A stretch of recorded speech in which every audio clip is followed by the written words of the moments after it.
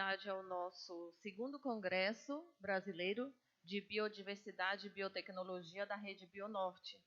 E hoje nós iniciaremos a palestra com a professora doutora Tsai Siu-Mui, do SENA da USP. Eu vou fazer uma breve apresentação do resumo, uma breve apresentação do currículo da professora Tsai. A professora vai apresentar uma palestra falando sobre a pesquisa científica em biotecnologia e o agronegócio brasileiro. A professora Tsai é engenheira agrônoma, com mestrado em energia nuclear na agricultura e doutorado em solos e nutrição de plantas pela USP, especialista em microbiologia na Austrália e pós-doutorado em ecologia microbiana na Universidade da Califórnia. Professora titular da USP, desenvolve pesquisas no Laboratório de Biologia Celular e Molecular no SENA USP, com foco em planta, solo e microbiota para a recuperação de áreas degradadas, para a melhoria da saúde do solo e produção agrícola. É membro da Academia Brasileira de Ciências e Academia Mundial de Ciências. Professora Tsai, por favor, gostaria de convidá-la a compor a mesa.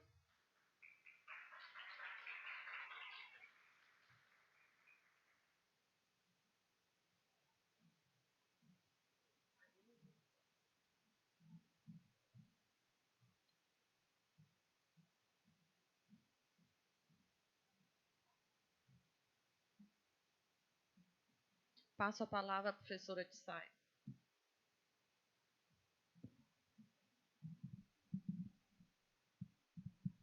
Bom dia a todos vocês. Estou muito feliz de estar aqui hoje em Belém. Não é a primeira vez, mais vezes estive aqui. E agradecer a Bionorte, Rede Bionorte e toda a equipe, né, dessa convenção.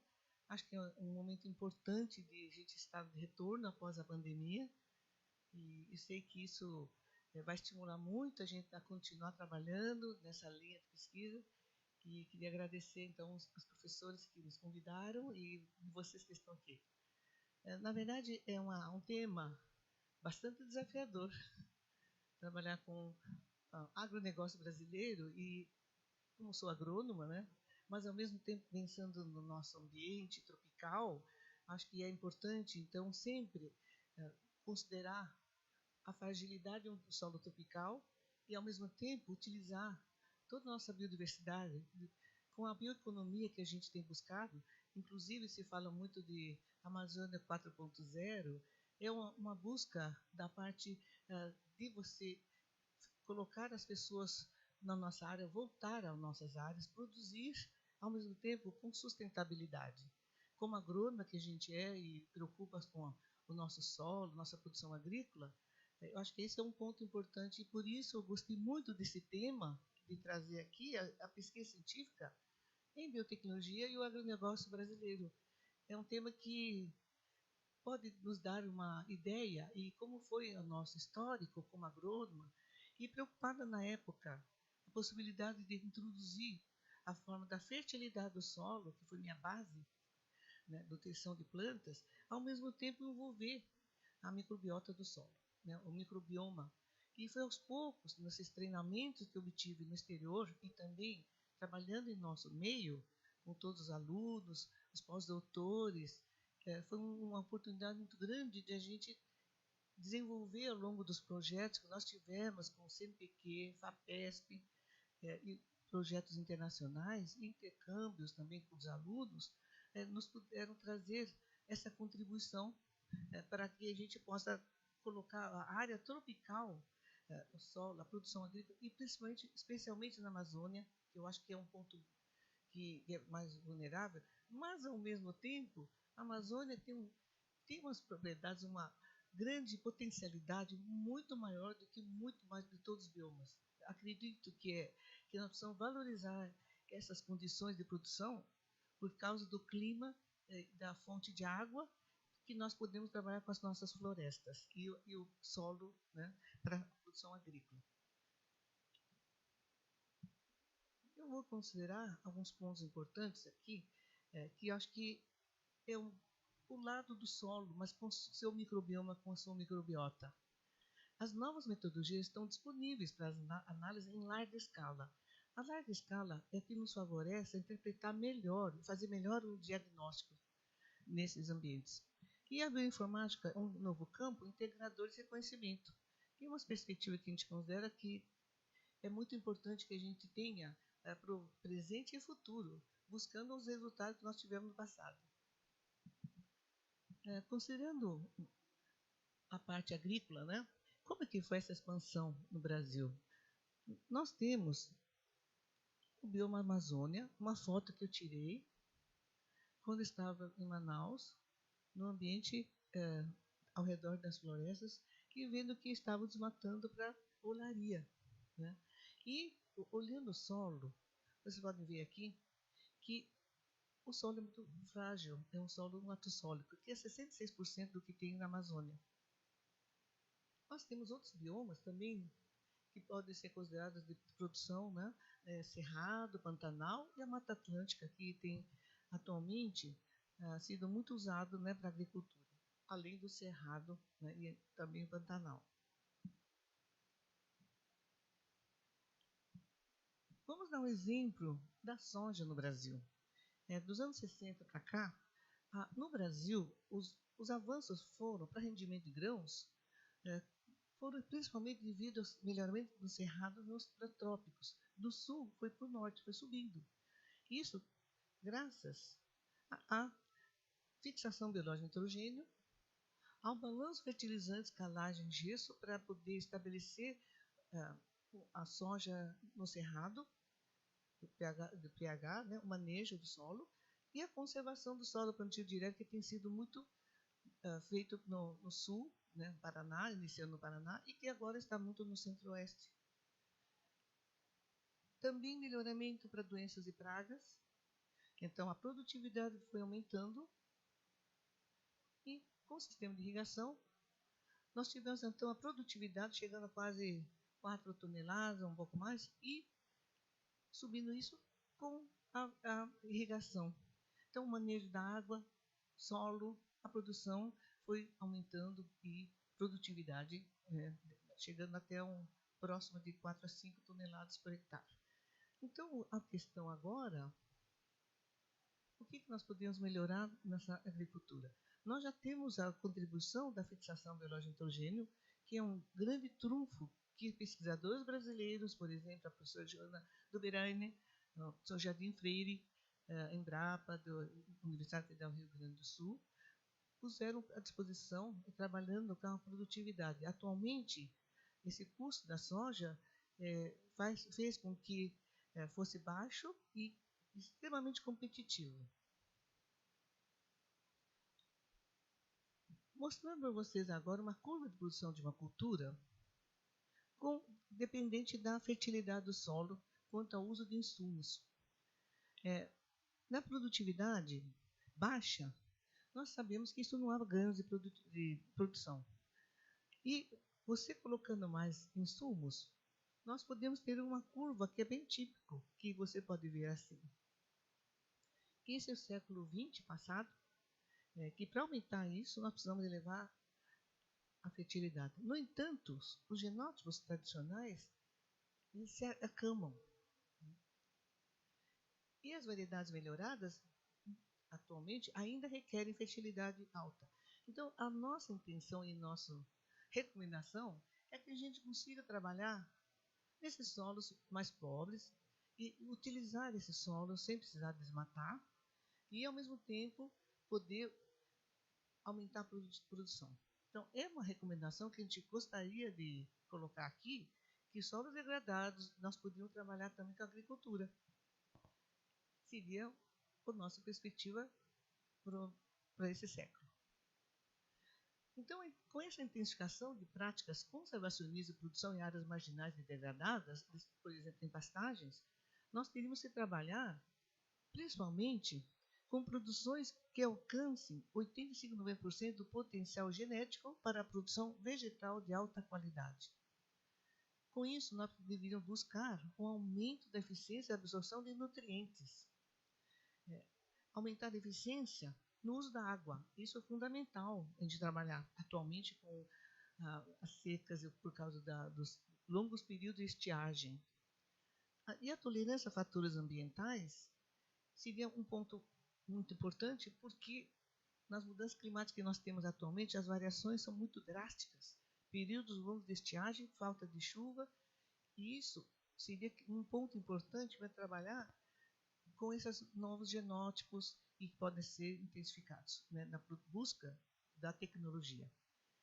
Tudo isso, esses 3 pontos, faz com que a gente desenvolva necessidade de estudos genéticos, de melhoramento, e entender, inclusive, alguns genes que já estão localizados através dos genomas da soja, por exemplo, né, que já no feijão também nós identificamos, que são alguns tolerantes à seca.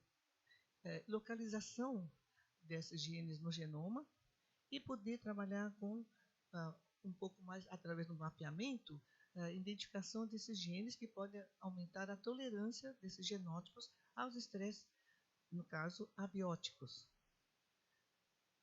A melhoria da qualidade do solo e ambiente é outro ponto importante, porque existe a possibilidade de fazer com que esse solo armazene nutrientes. E aí nós temos o plantio direto, que protege o solo, também mantém, né, a parte do solo com a matéria orgânica. E tudo isso é importante, porque a matéria orgânica é a vida do solo. A conservação dessa matéria orgânica, sequestro de carbono, tem sido um pouco usado assim como um ponto, mas através desses modelos de plantio direto, proteção do solo, tem sido um ponto que talvez seja uma forma de a gente não deixar exposto o nosso solo nas áreas tropicais. E, importante também, nós temos até dados nossos, que o equilíbrio desses nutrientes seria muito importante entre eles, na hora da adubação.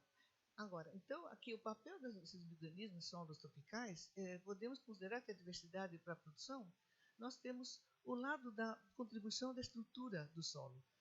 Então, a microbiota, ela tem papel na estruturação do solo, nos ciclos biogeoquímicos, nos insumos, né, para a planta, naturais insumos. E essa biota, nós temos os principais que podem trabalhar, os fungos, as bactérias, as arqueias, que formam as comunidades que podem trabalhar em conjunto para a melhoria desse solo. E o papel funcional é um dos pontos importantes que nós estamos vendo atualmente, que nós podemos identificar quando tem um manejo adequado, quais são os genes associados para que esses ciclos biogeoquímicos estejam atuando de uma forma em equilíbrio.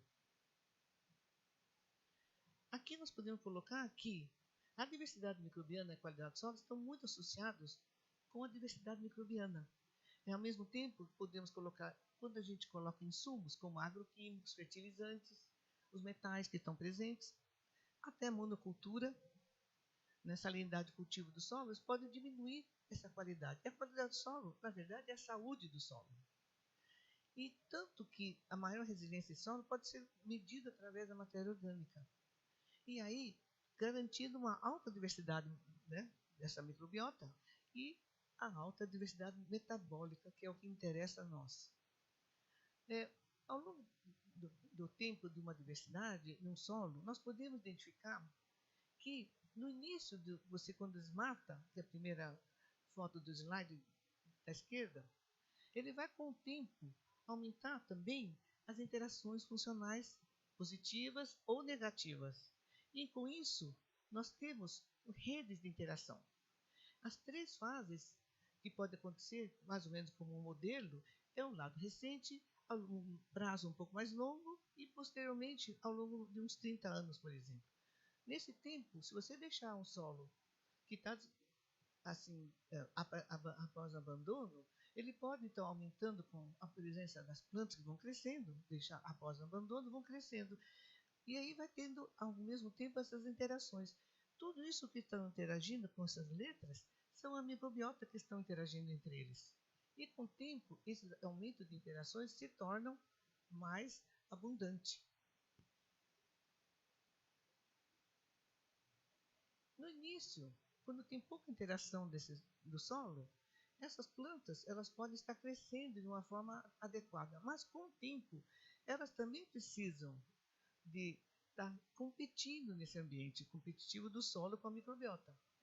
Então, a sucessão tardia faz com que a gente trabalhe entender um pouco mais o que pode acontecer nesse momento, a produção agrícola. É importante entender isso, que também tem competição no solo.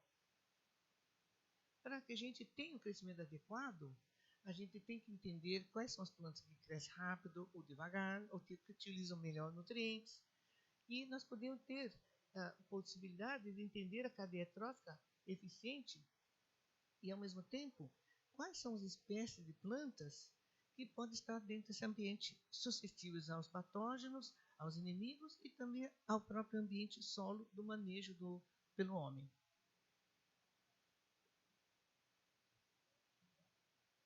O maior desafio, então, é trazer essa planta nesse ambiente, poder produzir, e através de entender esse equilíbrio que pode existir com todo esse network que se chama, com todos esses organismos que estão identificados nesse ambiente. Então, é bem complexo, mas é muito interessante trabalhar, e trabalhar em solos tropicais é muito mais exigente que a gente conheça esse ambiente de competição, devido à rápida decomposição, degradação da matéria orgânica nesse solo, a intemperização do solo. Nossos solos têm que estar bem manejados. Então, tudo isso faz parte da gente entender. Por isso, fertilidade do solo, nada mais que quando estiver em equilíbrio, é um solo saudável. Então, a gente chama de saúde do solo, que é a finalidade máxima da nossa perspectiva de produção agrícola. A gente fala que é o santo grau, é conhecer tudo isso em equilíbrio e chegar a atingir a produção agrícola de uma planta produzindo com alta produção e com bons frutos. Então, esse tipo de trabalho nós estamos intensificando atualmente, estudar os inimigos e os amigos, né, os simbióticos, né, os decompositores, e o balanço desse equilíbrio, né, pode trabalhar nesse aspecto. E aí nós buscamos as metodologias avançadas, bioquímicos e moleculares e microbiológicos, para entender que momento é que o organismo é um inimigo e quando é aquele que pode contribuir com algum produto do seu metabólito.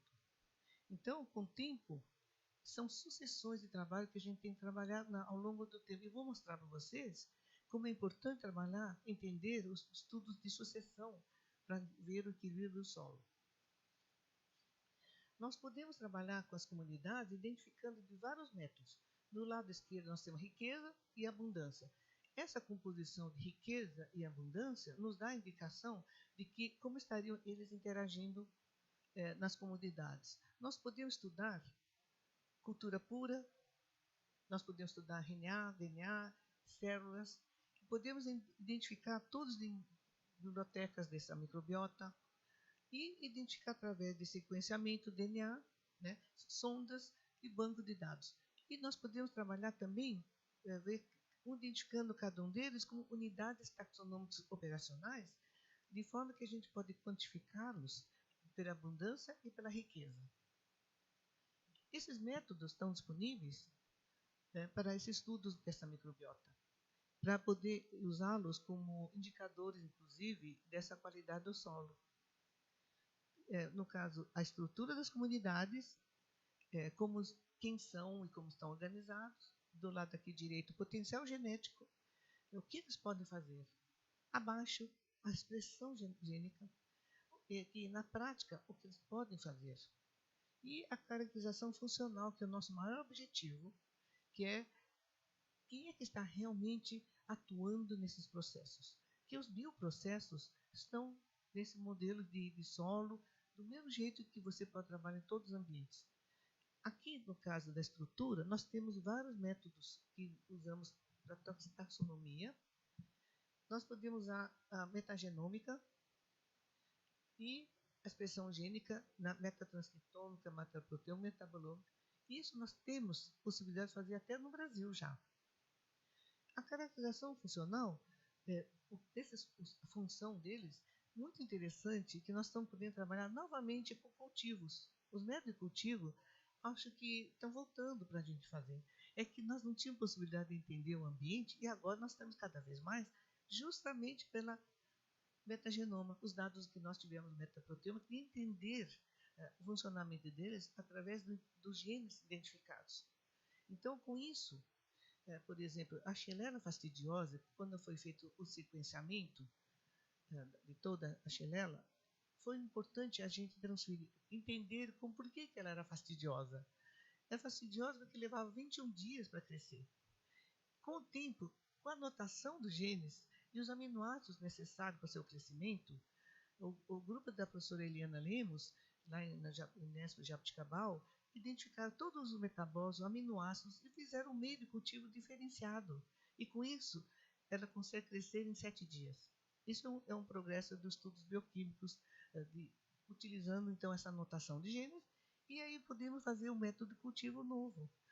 Isso do lado bioquímico. E do lado de temperatura e também, ao mesmo tempo, fatores abióticos, nós podemos também fazer com que, colocando mais CO2 e menos oxigênio no lado metabólico, nós podemos fazer crescer esses organismos que são do solo. Porque o solo, na verdade, fica no ambiente mais anóxico que no ar comum. Por exemplo, 20% de oxigênio, no solo nós usamos 2% de oxigênio. A gente imita o solo com baixo oxigênio e mais CO2 por causa da respiração das raízes. Então, a gente põe mais CO2.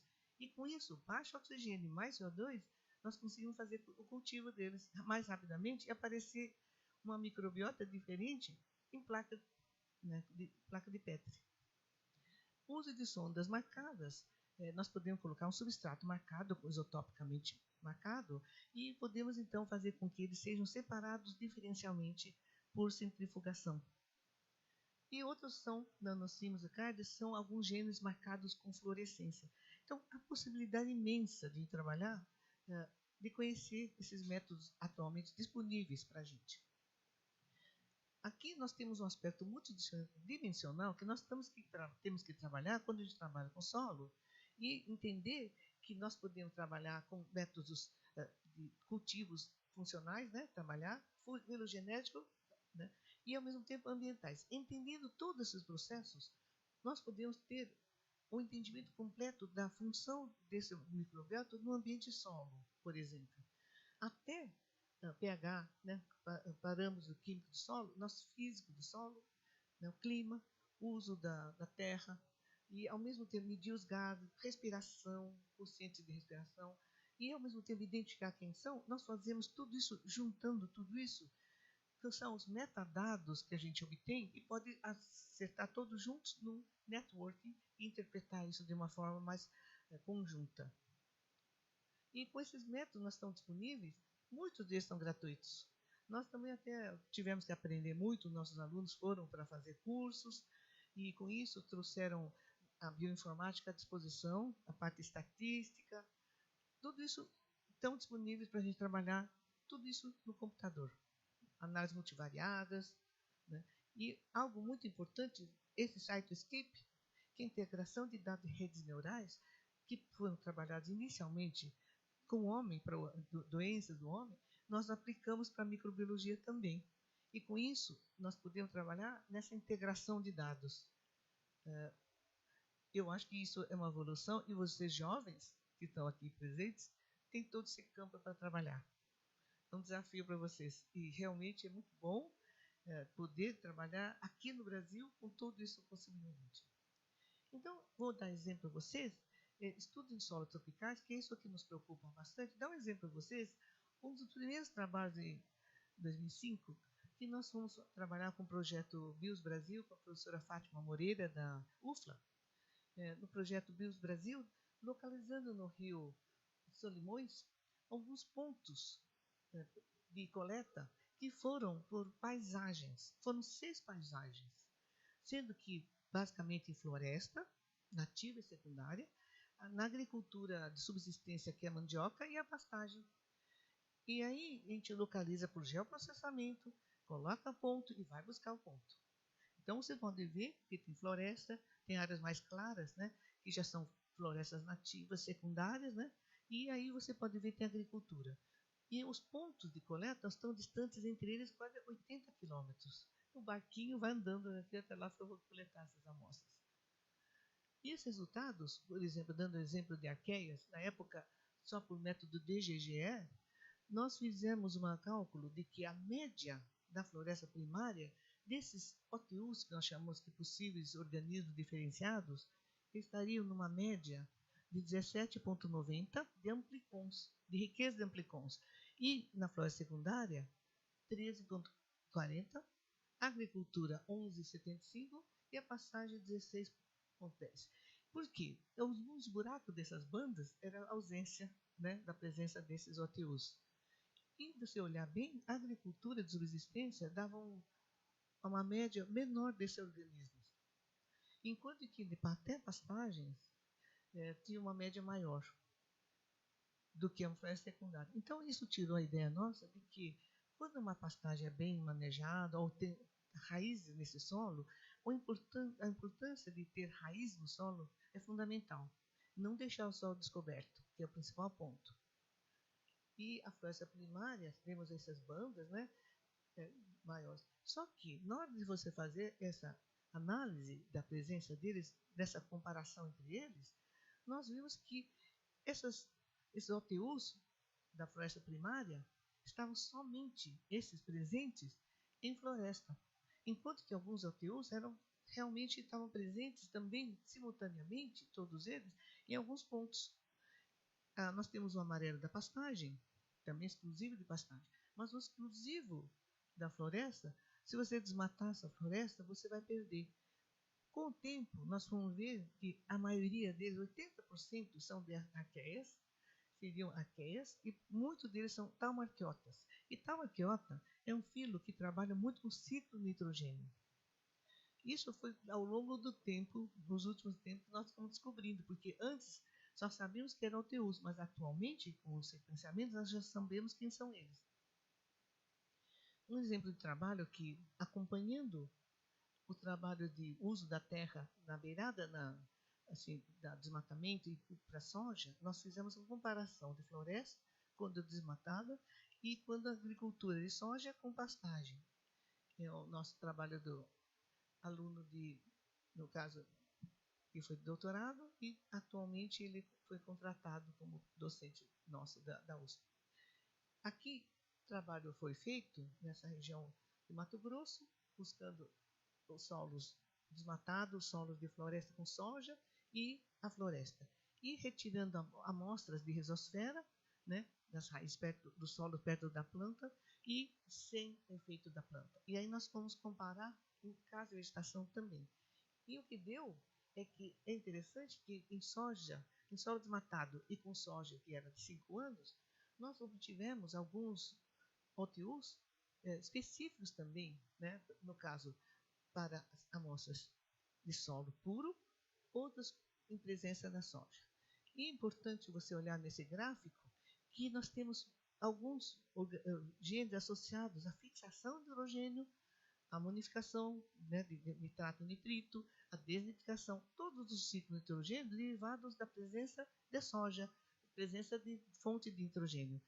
E aí, com o tempo, nós vimos que o solo, assim, sem planta, que estão aqui embaixo, no cantinho do início desse quadrante, o vermelho, eles não tinham isso.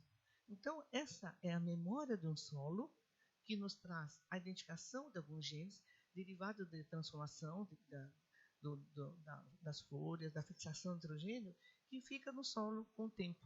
Então, é importante ter planta nesse solo. Trabalhando com cana agora, foi da Cássio e do Lucas, nós temos um trabalho que imitamos o que acontece no canavial, mas em condições controladas, usando plantas derivadas de biotecnologia e usando para estudar os gases de efeito estufa, as liberações, né, dos gases de metano, N2O, e trabalhando com um modelo que se usa na agricultura. Né? Não tinha sem nada, com 60 kg de ureia, ou com palhada, ou com vinhaça. E aí nós trouxemos, ao longo de um tempo, com a adubação básica, uma variedade e medindo esses efeitos. Com isso, nós trouxemos vários métodos que nós falamos antes, e todos os métodos que nós precisamos fazer de indicadores da qualidade do solo.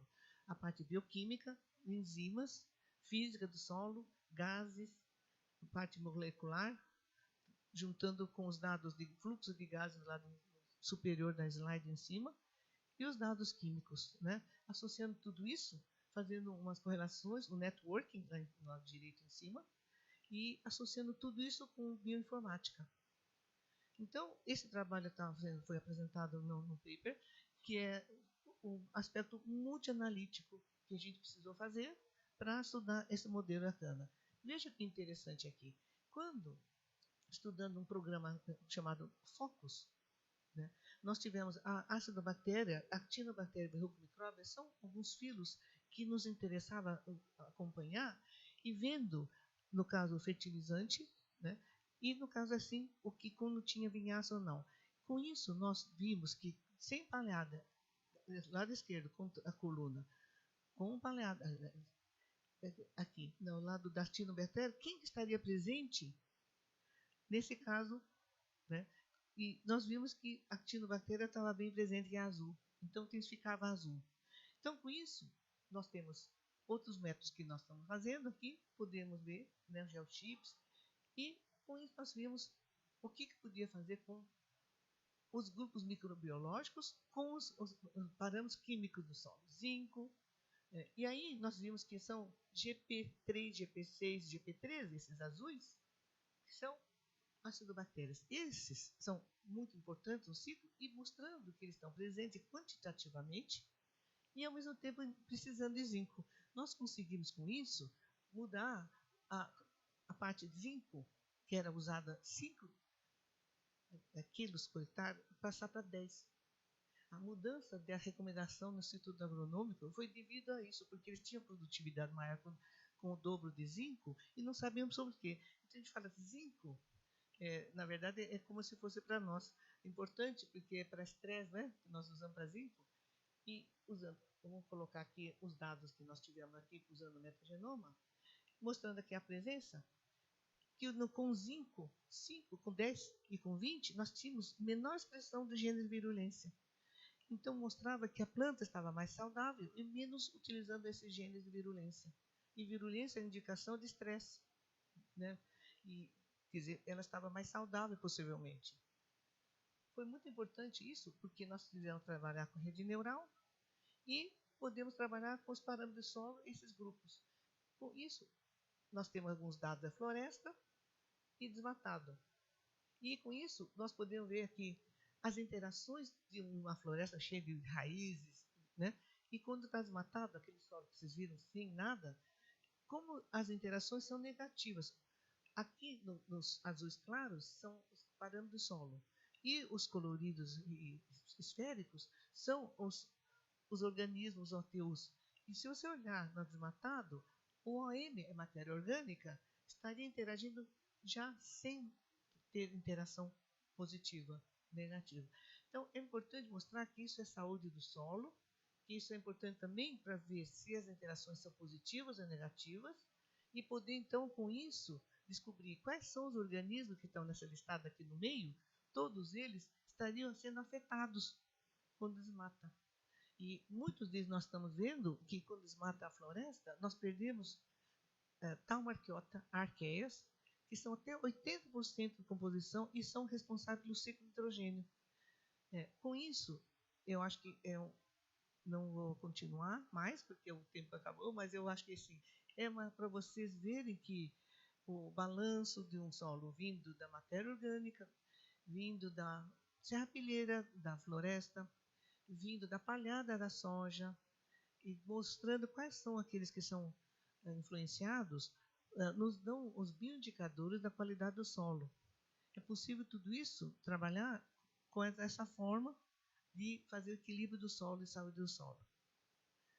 Obrigada, então. Vou deixar agora para a próxima. E continuando. Qualquer coisa, estamos aqui às ordens. Obrigada.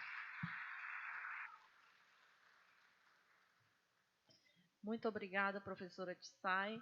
Agora nós vamos abrir uns 5 a 10 minutinhos para a pergunta da plateia.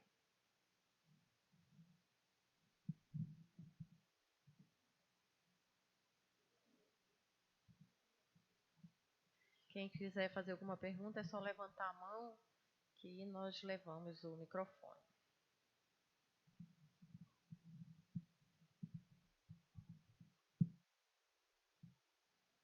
Está todo mundo tímido.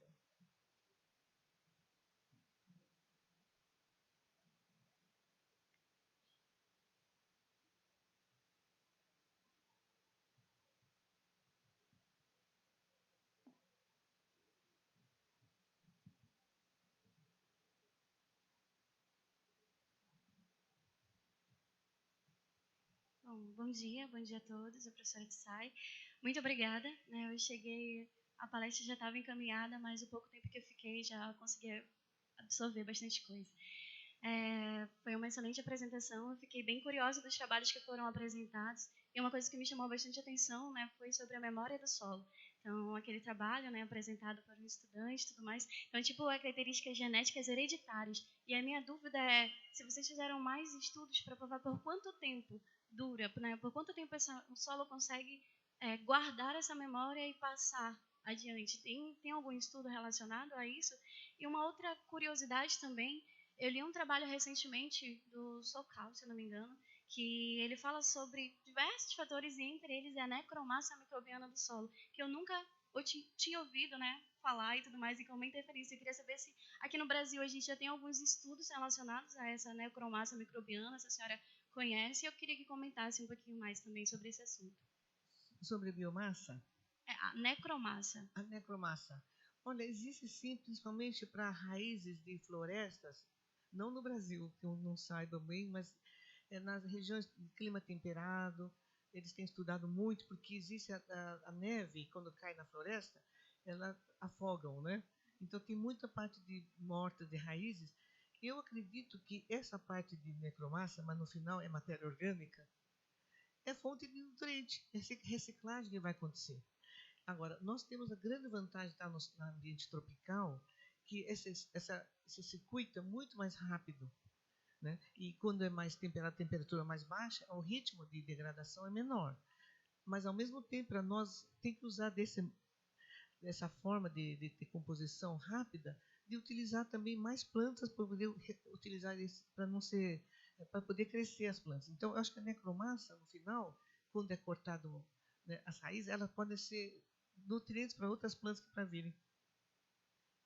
Essa é a sua pergunta, né? De estudos. Tem em florestas de clima temperado, sim. Eu acho que tem mais estudo nesse caso. É o grupo do país tcheco. E porque eles também relatam, no artigo que as diferentes mortes que ocasionam, nos diferentes micro-organismos, ele vai se comportar de uma maneira diferente no ambiente, no espaço, e os micro-organismos que estão vivos vão se utilizar também de maneiras diferentes. Então, como que a morte do microbioma do solo ele influencia? Então, dependendo do que, como a minha área foi desmatada, se foi por queima, se foi por corte, sei lá, por se os micro-organismos foram mortos quimicamente, através dos agrotóxicos, essa necromácia microbiana ela vai influenciar futuramente no que for introduzido ali. Aí aqui a gente já tem alguma pesquisa nesse sentido? Eu não trabalho muito com isso, mas eu acho que é importante ter essa. Eu vejo na minha casa, depois de um vendaval, nós tivemos caíram 11 árvores no pau-ferro. Eu tinha uma árvore desse tamanho, anos e anos, uma palmeirinha. Quando elas morreram, imediatamente essa cresceu, está mais de 15 metros atualmente. Então, realmente, você tem uma planta que sabe ou souber utilizar esses nutrientes que vão disponibilizar, e eu acho que aí que nós podemos reativar o sistema. Mas teria que ter reativação, senão ficaria parado ali. Então, é isso que eu entendo, que existe essa morte, mas a morte pode ser usada para futuramente para outras culturas, outras plantas. Outra mudança totalmente da microbiota. Né? E sobre a memória do solo, professora? Como? Sobre a memória do solo. A memória do solo, eu acredito muito, porque nós tivemos dois tipos de reflorestamento, que nós somos na Mata Atlântica, e eu acho que foi bom se perguntar, que nós estávamos comparando uma pastagem, uma que foi deixada, investimento inclusive, da proprietária, é um hotel, ela colocou de 7 anos e depois 14 anos ao longo do tempo, e nós vimos a diferença do carbono, usando o isótopo carbono, delta C13. O que aconteceu? Que no 7 anos estava chegando no 14. Mas como é que aconteceu isso? Porque era a cronossequência esperada. Aí nós fomos rever o trabalho do quem fez o investimento na área, e aí falaram que fizeram uma adubação com leguminosa antes, no tratamento, melhoraram o solo. E com isso, em 7 anos, estava chegando a 14 os dados na profundidade. E isso, então, foi uma memória, quer dizer, foi uma herança do que a leguminosa deixou e fez com que a floresta conseguisse trabalhar com mais serrapilheira, com mais folhagem e ficasse mais próximo da sua recuperação de 14 anos. Isso eu considero como um manejo mais adequado de um solo pobre, que foi manejado com uma leguminosa, entrou outra planta depois, esse nitrogênio foi usado pela planta seguinte. E é uma memória que eu acho. Certo, professora, obrigada.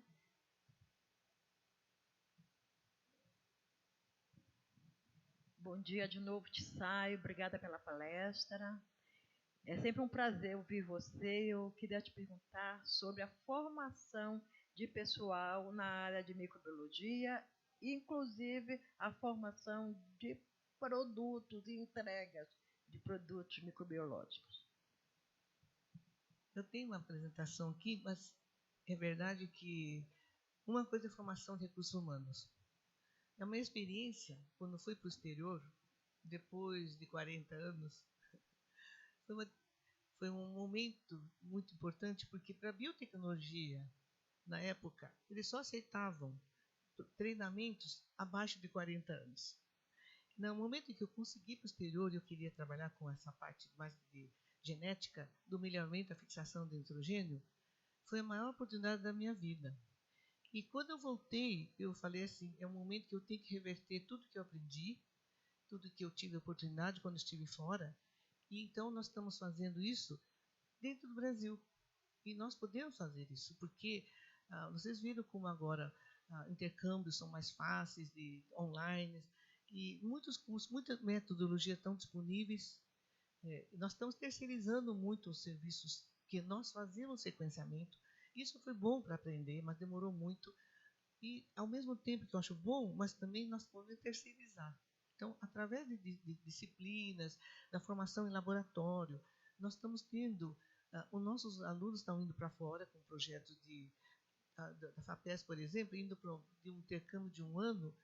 Em 1 ano, eles trazem grandes benefícios. Ao mesmo tempo, os melhores estagiários dos laboratórios do exterior são os brasileiros. Eu acho para vocês que vocês não ter medo disso, porque vocês, essa vontade, essa disposição, o caráter inovativo dos alunos, eu acho que são características do brasileiro. Eu posso dizer isso para vocês porque realmente são destaques, todos são elogiados. Então, essa curiosidade que os alunos têm, brasileiros, que querem aprender e, ao mesmo tempo, de poder se dedicar bastante nesses laboratórios, atualmente eu acho que o molecular não é tão difícil. Muito mais difícil é você ter essa ideia de integração. Eu acho que a ideia integradora do aluno brasileiro é importante.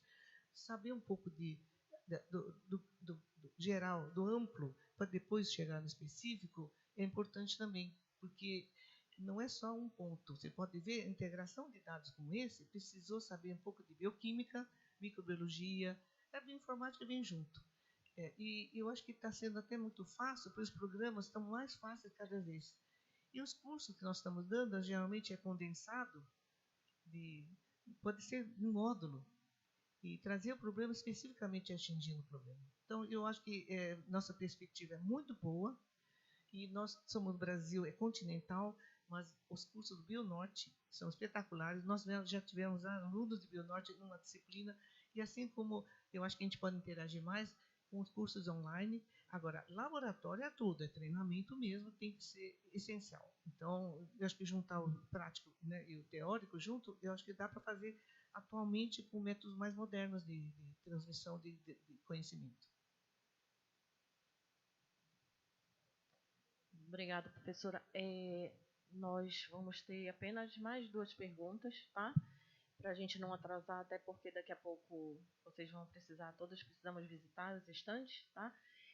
Aí eu só peço que essas 2 pessoas façam apenas uma pergunta, tá legal? Obrigada.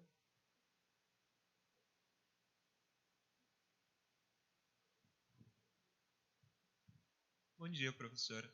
A senhora falou sobre um filo se eu não me engano, específico, tem uma arqueota. Cheguei a ler um pouco sobre, só que não tem muito sobre ele aqui no Brasil, que é um grupo muito específico, que tem solos ácidos, como por exemplo os da Amazônia. Há perspectivas de novos estudos sobre o papel deles, creio que sejam importantes para o ciclo do nitrogênio, né? Você está falando dos arqueias, né? Sim. Na verdade, ao longo desses experimentos, de levantamentos, nós vimos que realmente algo novo no Brasil. Muito característico de solos tropicais ácidos e principalmente devido à serrapilheira. Eu acho que agora, com a nossa possibilidade de análise molecular, é que nós conseguimos analisar melhor a serrapilheira, que tem muita matéria orgânica, é muito difícil. Um dos alunos que trabalha em biotecnologia nosso, ele melhorou inclusive os protocolos para poder estudar a microbiota da serrapilheira. E aí nós estamos vendo que nós temos mais dados de batiarqueota, que no caso também é uma de metanogênese. Nós estamos sabendo de taumarqueota, ciclo de nitrogênio, que são proporcionalmente, assim, especificamente em ambientes de processos de degradação do nitrogênio e também no caso do metano. Então, são alguns indicadores possíveis da presença. E quando você desmata, a taumarqueota diminui. Então, é um momento de saber que as serrapilheiras são transformadas por filos específicos. Claro que tem fungos no meio, que é o primeiro processo. Mas a gente, para ciclo de nitrogênio, que é essencial para uma floresta de pH 3,5 na floresta, o nitrogênio é importante e você não vai conseguir adubar uma floresta. Então, nesse caso, a transformação da própria serrapilheira é fundamental que seja reciclado. E nós estamos vendo que os trabalhos, atualmente, de florestas da Mata Atlântica e da Amazônia, a altura das florestas, das árvores, são diferentes. Né? No caso, não chega a 15 metros na Mata Atlântica e aqui nos 40, 45. Quem é que fornece esse nitrogênio? O carbono e o fósforo. As micorrizas e a parte do nitrogênio. E nós estamos vendo que arqueias são importantes. Então, eu acho que esse dado que nós vimos, o primeiro levantamento que nós vimos do desaparecimento desse verdinho dos filos, são as arqueias da taumarqueota. 80% estão lá. Então, gente, é muito importante entender a ciclagem dessa forma para chegar a uma árvore de 45 metros que vocês têm aqui, que é uma maravilha, né?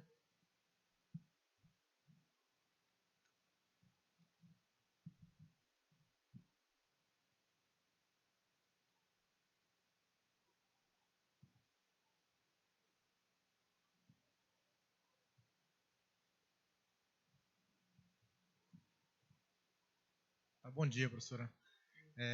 Eu pesquiso essa parte do uso corporativo do território, né, muito voltado para essa expansão do agronegócio, especificamente a soja. E aí a literatura que a gente tem é muito desesperadora, assim, para mim, né, quando eu leio. Né? E aí você me deu uma chance aí, que tem uma luz no fim do túnel nessa questão da possibilidade, né, desse avanço ocorrer também em áreas já degradadas. Né? Então é um pouco isso. A minha pergunta é mais qual o seu entendimento, né, dos rumos, né, que se pode tomar do ponto de vista mais sustentável, né, para essa expansão agrícola no norte e nordeste que ocorre, e a gente sabe que ele ocorre em diversas frentes, tanto em área que já está desmatada, mas também em área de mata nativa e de floresta secundária. Boa pergunta. Realmente, nós estamos preocupados na manutenção da qualidade do solo e, ao mesmo tempo, não degradação. Nesse caso, nós estamos buscando um modelo agrofloresta nas áreas degradadas. Porque é a bioeconomia que chama, né? Você pode produzir alimentos típicos da região, valorizar essa produção agrícola e manter o solo protegido e usando isso em áreas já degradadas. Então, eu não recomendo porque que você faça a agricultura da forma como está sendo feita, porque já temos muitas áreas degradadas. A recomendação é usar áreas já deixadas de lado, que não têm improdutivas, e como eu falei no século XXI, nós podemos usar esse solo sem desmatar.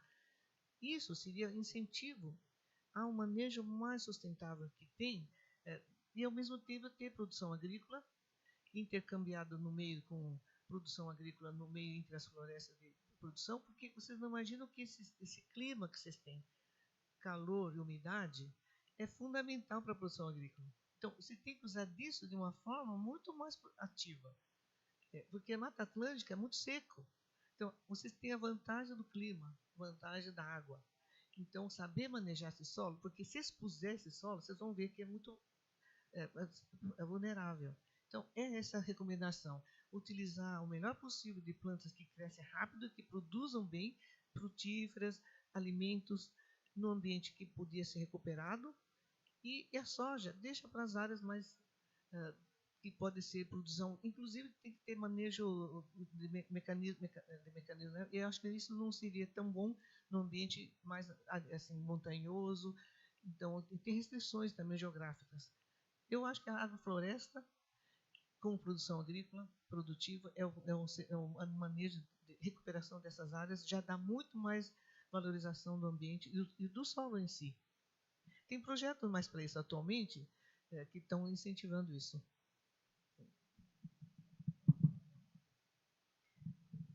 Infelizmente, o nosso tempo já passamos do limite. Tem várias pessoas ainda levantando a mão. A professora Tsai, ela vai estar indo aqui pelo congresso até amanhã, até o final. E aí, essas perguntas vocês podem aproveitar aí pelos corredores, conversando com a professora Tsai, não é isso, professora?